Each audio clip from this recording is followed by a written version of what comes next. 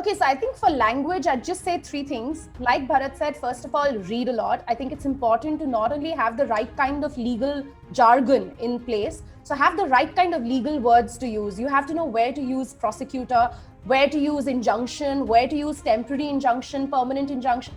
If you're on the criminal side, where to use terminologies like victim, complainant, aggrieved person. So very, very tricky terminology, but it comes, of course, with experience and a lot of reading. So that's one. Secondly, I think with language and communication, speaking skills is key. So when you're arguing in court, sometimes you're in discretionary realms, okay? So like bail is a discretionary zone. The judge might want to give you bail or not, and there is no criteria, no objective, exhaustive list for this. It's as in how he feels while you're arguing the matter. So I think one of the other ways is to just speak to yourself in front of a mirror.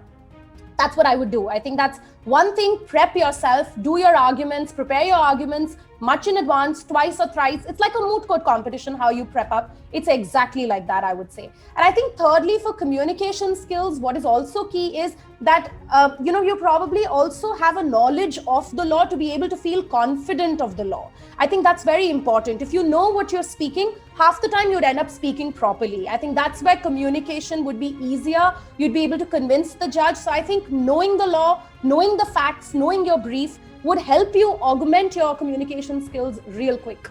And smart work. Don't do like hours of hard work, I would say. After a point, smart work helps.